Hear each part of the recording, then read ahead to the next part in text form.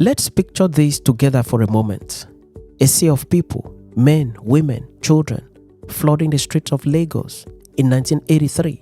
Some crying, some angry, some silent, dragging along a cheap woven plastic bag, red in color, blue or white, bulging with everything they owned. Those bags, some torn in places and tied with ropes, would later earn a name that the world would never forget, namely, Ghana must go. Was it just a bag, or was it a visible sign of humiliation?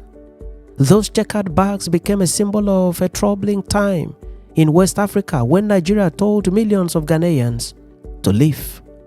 How did this happen? How did two countries once connected by trade, culture, and friendship and even politics end up divided by fear and politics? And how did a simple market bag found in every corner of Africa come to represent a history of pain, migration, and irony? This is the story of Ghana Must Go. Let's rewind to the late 1970s. This was a time when Nigeria was dripping in oil wealth and Ghana was drowning in economic despair. Nigeria was the giant of Africa, swimming in petrodollars. The streets of Lagos were lively and filled with imported cars, skyscrapers, and lavish parties. Between 1973 and 1980, Nigeria's oil revenue shot up by over 300%, and the country became a magnet for migrants across West Africa, Ghanaians included. Meanwhile, in Ghana, things had fallen apart. Inflation was sky high, unemployment soared, and the once stable cedi was now in free fall. The overthrow of Kwame Nkrumah, followed by a string of military coups, left the nation in economic shambles. By 1982, Ghana's economy had shrunk so badly that tens of thousands of citizens fled the country in search of survival, and Nigeria, rich and booming and close to Ghana, became the next destination. By 1983, an estimated 2 million West African migrants, including over 1 million Ghanaians, were living and working in Nigeria as teachers, carpenters, domestic workers, traders, and artisans. They filled the gaps in Nigeria's growing urban economy. But just as Ghana's people were settling in, Nigeria's dream began to collapse. In the early 1980s, oil prices crashed, causing money to stop flowing into Nigeria. Many people lost their jobs, prices rose, and the once promising prosperity disappeared. Nigerians who had previously welcomed foreigners began to see them as competition. Politicians took advantage of this anger. This led to a crisis that exploded in 1983, and everything happened very quickly. On January 17, 1983, Nigeria's President Shehu Shagari announced the mass expulsion of all undocumented migrants, giving them just 14 days to leave the country.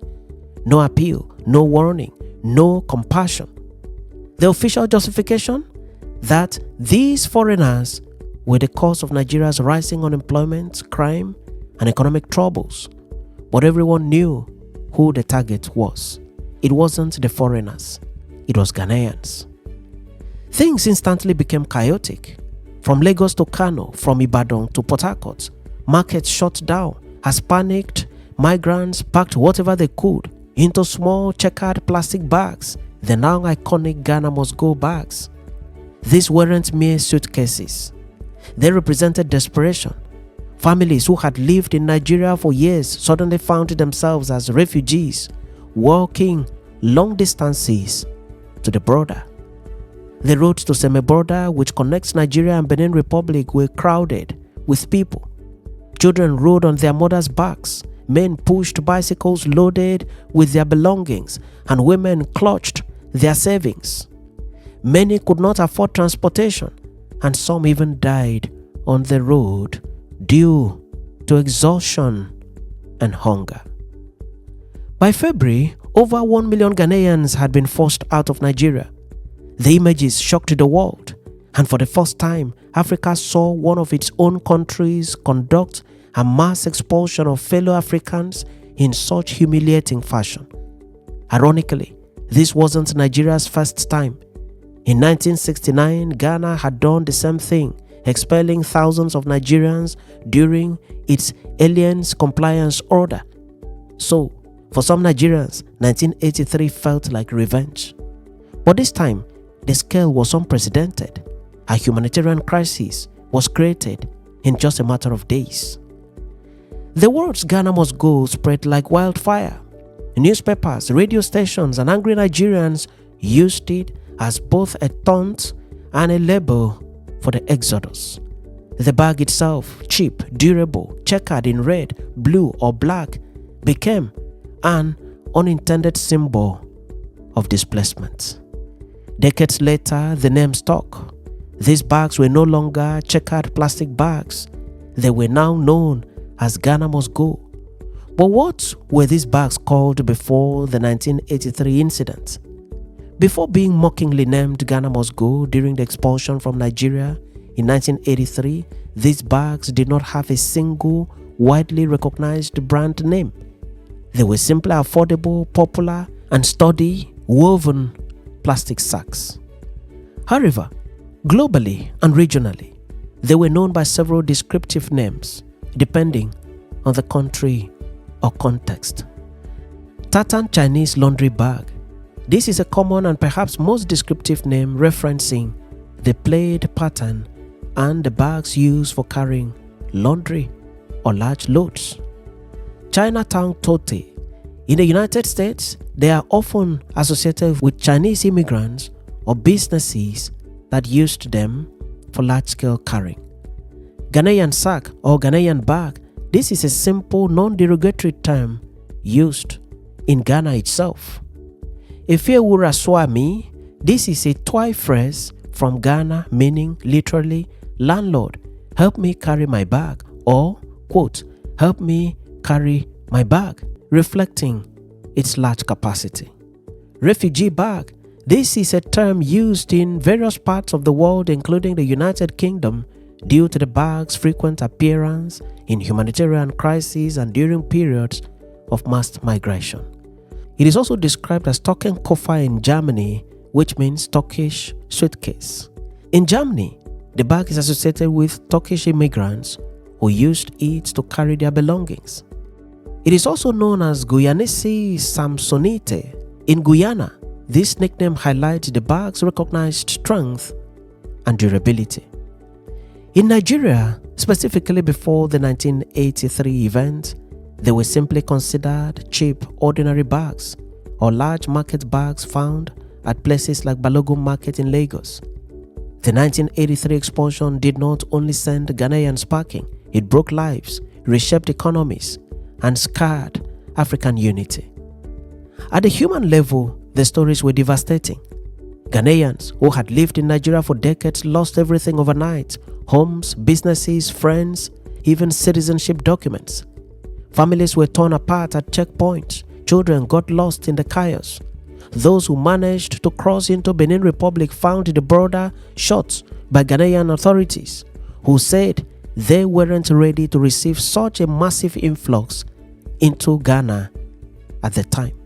So just imagine that people banished from one country were denied entry into their own country. Thousands were stranded in limbo, sleeping on roadsides, depending on aid from Red Cross volunteers and churches. Disease spread quickly, and death, it followed quietly and devastatingly. The international press condemned Nigeria's actions. The BBC and the New York Times ran stories describing it as human waves of despair. But Nigeria's government stood firm. The Shagari administration argued that it was protecting jobs for citizens amid a collapsing economy. Oil prices had crashed. Unemployment was soaring. There was no other way to handle the situation than to send the Ghanaians away, Shagari claimed. But there are many twists to this story as these moments became a turning point for Ghana. The humiliation of Ghana Must Go forced the country into deep introspection. Under Jerry Rawlings, Ghana began serious reforms, stabilizing the economy, investing in education, and courting foreign investors into the country. Over time, it transformed into one of West Africa's most stable democracies. Nigeria, on the other hand, slipped deeper into economic decline and political chaos. By December 1983, just months after the expulsion, Shagari's government was overthrown in a coup led by Major General Muhammadu Buhari. Today, the phrase "Ghana must go" has outlived the event itself. For many, it is just a cheap, checkered bag found in every African market. But behind that woven plastic is a story about migration, about pride, about politics, and one that continues to shape West Africa's identity to this day. Ghana Must Go forced West African leaders to take migration seriously. In 1979, ECOWAS had already signed a protocol on free movement of persons, but Nigeria's expulsion exposed how fragile that promise was. The humiliation triggered renewed regional dialogue, leading to stronger cross-border agreements and, over time, freer movements of citizens. Ironically, decades later, Nigerians began migrating to Ghana for education and business, and reversing the flow that once saw Ghanaians pouring into Lagos. In 2019, Ghana even topped Nigeria in the World Bank's Ease of Doing Business Index. The psychological scar remains. For many West Africans, Ghana Must Go symbolizes both African disunity and shared struggle. The term occasionally resurfaces in political discourse as a cautionary tale about xenophobia and nationalism gone wrong. Yet, there is also an element of reclamation. Young Ghanaians have embraced the phrase in fashion, music, and film. It has appeared in arts exhibitions in Accra, Lagos, and even London, a poetic reminder that what once represented expulsion now embodies endurance. Even global luxury houses like Balenciaga and Louis Vuitton have designed and sold checkered woven shopper bags strikingly similar to the original, crafting them in calfskin leather and retailing them for figures that climb over $1,000. Decades later, the story of Ghana Must Go is still remembered across Africa. It was not only about Ghanaians leaving Nigeria, it was about Africa struggling to manage its own growth, to hold leaders accountable, and to treat neighboring countries with respect. But the story runs deeper than nostalgia. It forces us to confront an uncomfortable truth, namely, Africa's borders are lines drawn by colonial rulers, yet Africans still use them to divide themselves. The Ghana Must Go saga did not stop at immigration. It was about fear, economic mismanagement, and political failure. It was the story of a giant, Nigeria, lashing out at its neighbors when its own house was burning. And decades later, we see that same script playing out again. We see it in South Africa with xenophobic attacks. We see it in the trade wars between Nigeria and Ghana. We also see it in border closures that strangle small traders while elites move freely. But maybe, just maybe, that's the true legacy of Ghana Must Go. It is to bring us to the realization that until African nations learn to see one another as partners, not parasites, until we stop turning against each other whenever hardship strikes, only then will history stop repeating itself, wrapped neatly in a plastic bag. Many thanks for watching this edition of Back in History, and do remember to subscribe to the channel or follow the page for regular notification on every new video.